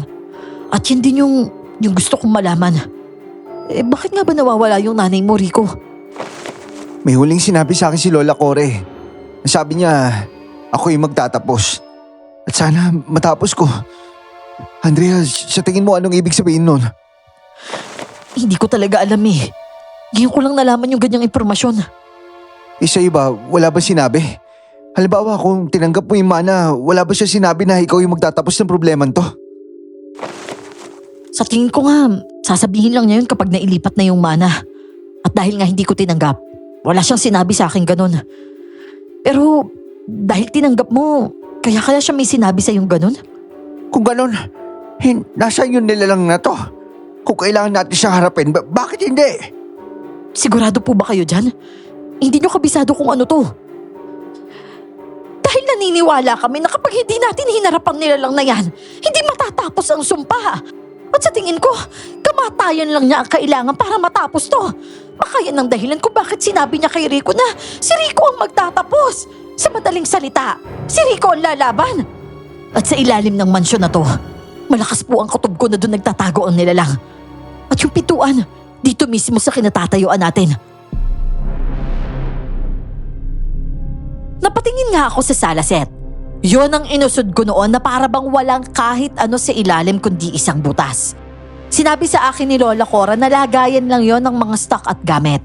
At tama ang kutob ko, may kakaiba talaga sa ilalim nito. At yun ang gusto kong malaman.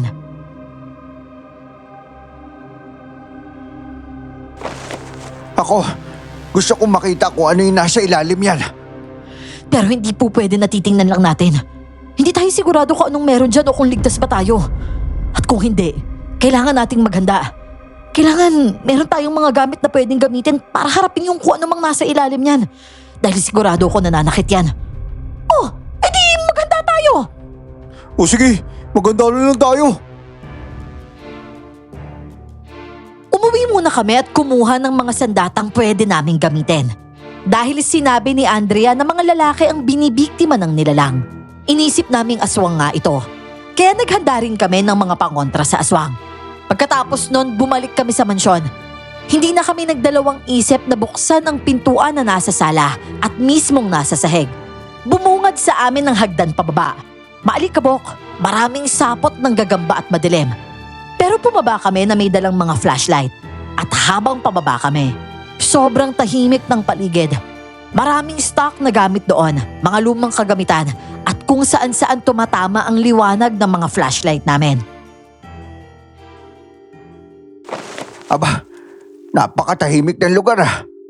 Pero ano ba talagang nakita ng tiyahin mo noon? Nagawa pa ba niyang magpaliwanag sa inyo? Opo, kaya lang hindi niya nakita kung ano talaga yung itsura ng nilalang. Narinig lang po niya yun na kausap ni Lola Cora, kaya nagkaroon siya ng impormasyon tungkol doon. Pero sa itsura ng nilalang, hindi niya talaga nakita. Habang nag-uusap kami tungkol sa sinasabing nilalang, biglang may mabilis na hangin na dumaan sa aming likuran. Minsan sa gilid namin, minsan naman nasa harapan. At dahil doon, nataranta kami at sabay-sabay na lumingon. Umaasang mahuhuli ng ilaw ang anumang nilalang na mabilis na gumagalaw sa paligid namin. Oh, mukhang mabilis to at mukhang malakas. Chong, sa tingin niyo ba kaya natin to? Kaya man natin o hindi, nandito tayo. Wala na atrasan. Basta talasan niyo yung mga pakiramdam niyo. Hindi basta-basta yung mga galaw niyan. Ah! Walang niya! Nasugatan niya ako sa braso! Chang! Ako rin, natamaan ako. Kayo! Mag-ingat kayo!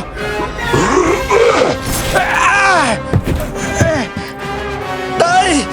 Pwisis, napakabilis kumilis na aswang. Isang kalapastanganan ng pagsugod nyo sa teritoryo to! Inaasahan nyo bang makakaya nyo akong labanan? Kung talagang matapang ka, ba't di mo kami harapin? Hindi pa papaghaharap to! Kung talagang malakas kayo at matalino, bakit hindi nyo sabayan ang mga kilos ko? Bakit hindi kayo gumawa ng paraan kung paano ako uhulihin? Ganun ba yung gusto mo? Ang ulihin ka namin!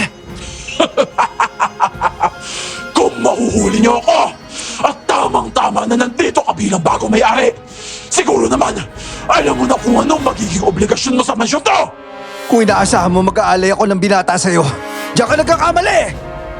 At sa pagpili mo ng ganyang landas, mauubusan ka rin ng pamilya! Ang swerte ng mansyong ito ay hindi humihinto. Dahil ang sumpa, mawawalan ka ng pamilya kapag sumuhay ka sa batas! Oo, tama ka. Pero bubutuli ko yung sumpa na yan! Mapuputol mo lang ang sumpa kapag napatay mo ako! Ang tanong, kaya mo ba? Eh bakit naman hindi? Kung ganun, maganda na tayo! Tatlo na nga sa amin ang nasugatan, kaya nabawasan na ang puwersa namin. May mga alalahanin na rin kami pero sa pagpupursige naming mahuli ang nilalang, nagpatuloy pa rin kami. Nasugatan na rin ako at maging si Andrea. Pero nakaisip ako ng paraan kung paano namin siya maiisahan. Kailangan kong hanapin ang switch ng ilaw. Abala ang nilalang sa pananakit ng mga kasama ko. Kaya naman sinikap kong hanapin ang switch. Hanggang sa wakas, nakita ko rin. Nang buksan ko ang ilaw ay dun ko nakita ng malinaw ang nilalang. Ulo lang ang nakalutang sa hangin, habang kalansayang nagsisilbing karugtong ng katawan nito. Anong klase nilalang to? Napakabilis niya! Buwisit ka, aswang ka. Saan napupunta yung kinakain mo? Gusto mo bang sampulan kita? Sige, subukan mo lang! Tatantarin kita nito ng hawak ko! Ano? Lumapit ka! Kapag sinugatan ka nito, talagang mararamdaman mo to! Dahil hinamon nga ni Gabriel ang aswang ay agad itong umatake at nakalmot siya sa braso. Nang muli itong sumugod, lumaban ako gamit ang punyal. Napatras ko ito at mabilis na nanghina dahil sa pangontra. Agad namang umatake si Andrea pero naiwasan siya ng nilalang. Hindi naman nakaligtas sa atake ni tatay na tumama ang itak sa batok nito. Dahil sa pagkalito at panghihina, hindi na rin nakalaban si Chang Laida at umiwas na lamang. Mga hayop kayo! Pinagtutulungan niyo ako! Pero sige, pagtulungan niyo lang ako! Hindi rin naman ako uurong sa inyo! At sisiguraduhin ko, sa loob ng lugar na to, may matatapos!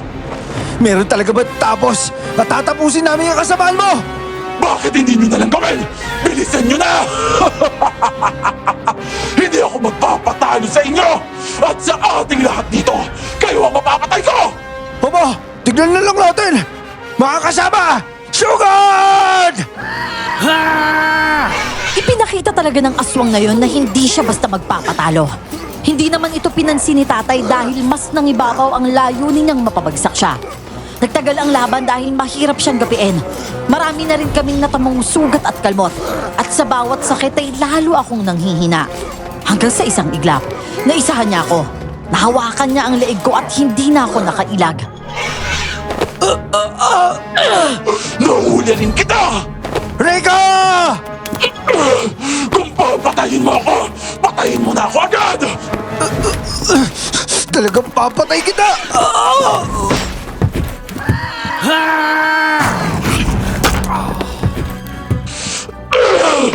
Rico! Hoy! Bitawan mo sa aswang ka! Buisit! Tinamaan pa ako! Hindi niyo ako kaya labanan lahat! Uubusin ko kayo! Yun ay kung magagawa mo pa! Hindi! Nakawala ako! Hayop ka, aswang ka! Papatay kita! Mamatay ka na!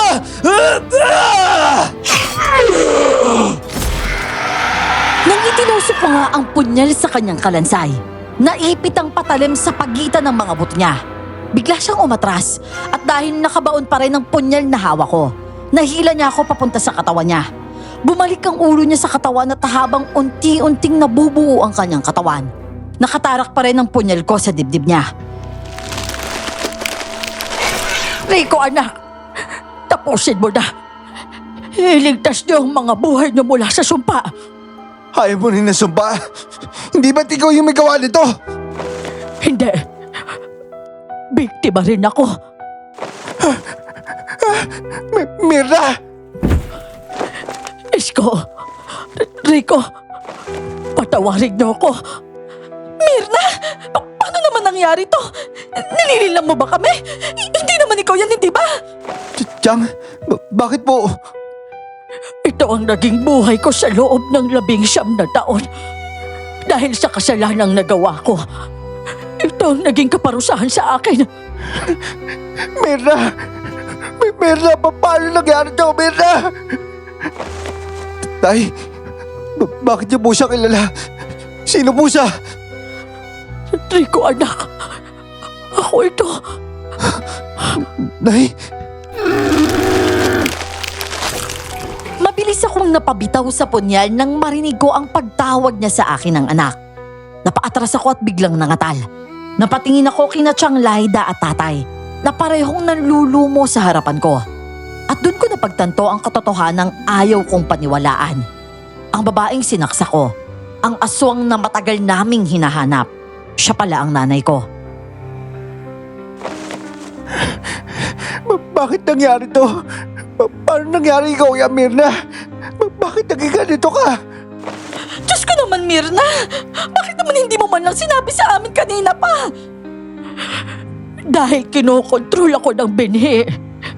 Ito ang sumpang ipinataw sa akin ng dating may-ari ng binhi. Hindi ko gusto ang ginagawa ko. At gusto ko na makalaya. Matagal na akong patay. Pero pinili ako mabuhay sa ganitong paraan. At ayoko na nito. Kaya dapat lang natapusin niyo na ako. Kadugo lang ang makakatapos sa akin. At kadugo ko lang ang makakapigil sa sumpang ito. Pero, Mirna, hindi ko talaga maintindihan. Bakit nagkaganito? Dahil may nagawa ko kasalanan, Isko. Yung mga kayamanan dinala ko sa inyo, hindi totoong ibinigay yun ng amo ko. Ninakaw ko yun sa kanya. At akala ko hindi niya malalaman. Hindi ko alam na may isang nilalang na maniningil. At ang kapalit na kayamanang kinuha ko, ang sarili ko mismo. Pinamanahan niya ang katawan ko para manatili siyang buhay. Kahit matagal nang patay ang katawan niya. At ito ako ngayon. Ganito na ako. Isa na akong halimaw. habang nabubuhay ako, hindi matatapos ang sumpa. Kailangan ko mamatay para mabuhay kayo lahat. Kayong mga kadugo ni Rico. Nay! Nay! Maraming salamat, anak. Maraming salamat dahil pinalaya mo ako. Gusto ko nang magpahinga. Ayoko na ng ganitong klaseng buhay. Nay! Ang tagal ka po namin hinanap, Nay. Tapos iiwan niyo lang kami. Buong buhay ko, wala kaming ginawa kundi alamin namin kung ano po nangyari sa inyo. Kung bakit po kayo nawawala. Tapos ngayon, nakita ka na namin na iiwan niyo na lang kami, Nay. Dahil nga matagal na talaga ako patay, anak. Matagal na ako dapat wala sa mundong ito. At kahit mabuhay man ako, mananatili na lang akong ganito. Wala na itong pag-asa. Wala na itong pagbabago. At ang masakla pa doon, habang nabubuhay ako, mamamatay ang tatay mo, ang tiyahin mo. Lahat ng kadugo natin mawawala. Dahil ikaw ang bagong may-ari ng masyong ito. At habang nabubuhay ako, hindi titigil ang sumpa. Kaya dapat lang na matapos na ako. Dahil kung hindi, bukod sa mauubusan ka ng mga kadugo, ang binhi sa katawan ko kapag tumanda ako, hahanap ito ng panibagong sisidlan. Eh bakit mo kasi ginawa yan, Mirna? Bakit ka nagnakaw? Dahil gusto ko ring maranasan niyo ang karangyaan. Gusto ko mabigyan kayo ng magandang buhay, pero patawarin niyo ako. Nasilaw ako sa kayamanan. At dapat lang akong mawala kasama nito. Kasama yan sa parusa ko. Patawarin niyo ako, anak. Patawarin mo ko, Isko. Nay! Nay! Mirna! Mirna! Mirna! Isang masakit na pagtatagpo ang nangyari sa amin ng nanay ko. Bago siya tuluyang lumisan, sinabi niyang matagal na sana siyang patay. Pero pinilit siyang mabuhay ng binhing nasa katawan niya. Hindi niya ginusto ang mga ginagawa niya, pero wala siyang magawa. Sa huli ay natapos ang lahat sa isang masakit na sakripisyo. At ako mismo ang nakagawa nun sa kanya. Nakuha namin ang katawan niya at nabigyan ng maayos na libing. At bilang hustisya, sinunog ko ang mansyon. Hindi ko rin kinuha ang malawak nitong lupain. Hinati ko ito sa mga taga roon. Wala na ang sumpa, kaya maaari na itong maging biyaya. At pagkatapos nga ng 6 na buwan,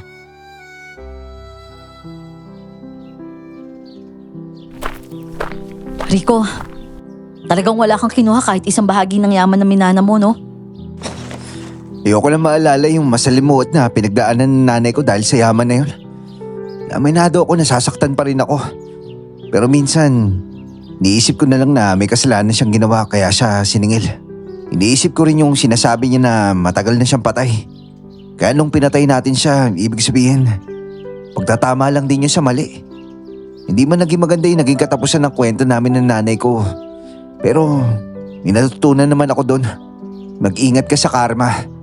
Kung anong tinanim mo, yun din yung aanihin mo. Pag nanakaw ang tinanim ng nanay ko, kaya din siya binalikan. At yung karapatan niya mabuhay na maayos, yun din yung nawala sa kanya. Mabuti naman, ganyan yung pag-iisip mo. Kapag ganyan kasi yung pananaw mo, sigurado ako mas mabilis kang uusad. Ikaw ba? Wala ka bang balak hanapin yung tunay mong pamilya?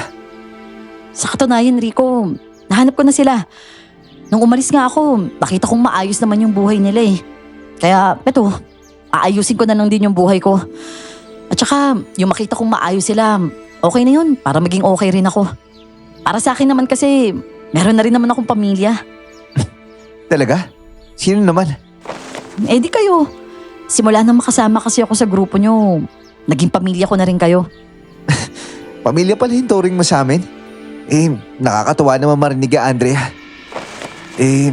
Andrea, nagpaplano pa lang ako na gawin kang pamilya eh. Pero para sa'yo, pamilya pala yung turing mo talaga sa amin? Ano sinasabi mo nagpaplano ng gawing pamilya? Ano ibig mong sabihin? Eh, ano pa nga ba? Eh di gagawin kita asawa ko. Ano? Asawa agad? Hindi ka man lang ba manliligaw? Ayos ka. Mas mabilis ka pa sa kidlat ah. Hindi ba't mas mabilis ka? Nagpaplano pa lang ako, ginawa mo na kaming pamilya eh. Di ba? Lugi ako. Plano pa lang kasi yung akin eh. Totoo na yun sa'yo. Baliw. Iba naman kasi yung ibig ko sabihin, no? Pero kung gusto mo nang mabilisan, di ba? Ba't naman hindi? Talaga? Oo naman. Ano, gusto mo ba magpakasal na tayo agad? Nagtawanan na lang kami sa tanong niyang yon. Akala namin simpleng kalokohan lang ang usapan. Pero kalaunan, naging totoo rin. At sa huli ay doon kami humantong ni Andrea. Sa kasal. Wala pa kaming anak sa ngayon at hanggang dito na lamang ang aming kwento. Sana po ay may napulot kayong aral mula sa aking karanasan. Maraming salamat po sa pakikinig. Ako po muli ito, si Rico. Lubos na gumagalang. Ayun. Yun, grabe, galing. Yun, grabe yung twist nun. Ako, hindi ko talaga alam. Hindi mo Kasi in-expect na yung nanay niya. Nanay niya pala yung yung aswang na yun, no? Oy, at At saka saka, meron may tayo. lesson talaga. May Meron lesson na naman ako natutunan. Ano talaga, always choose to be kind. Wow! Oo. Kasi pag may tinatapakan ka talagang tao, karma talaga yung babalik sa'yo Oo, no? tsaka yung greed, talagang Ako, talagang walang patutunguhan. Walang patutunguhan, tsaka mapapahamak ka talaga dun. Ayun guys. Ayun. Kaya kung may natutunan din kayo, comment po kayo ha. Comment kayo guys. Nga pala guys, huwag nyo kalimutan din mag-like, mag-comment nga, and syempre mag-subscribe sa mga hindi pa nakasubscribe. And kamusta pala kayo? Maulan ba? Ang ulan no, parang buong laging buwan, maulan. laging brown out lagi, no? Kaya guys, ingat kayo palagi dyan sa mga mababagyong lugar. And maraming salamat dahil umabot kayo dito sa dulo ng ating kwento. Yes. Ayun ngayon, Gaw. Next time po ulit. Maraming salamat po sa inyo. Bye!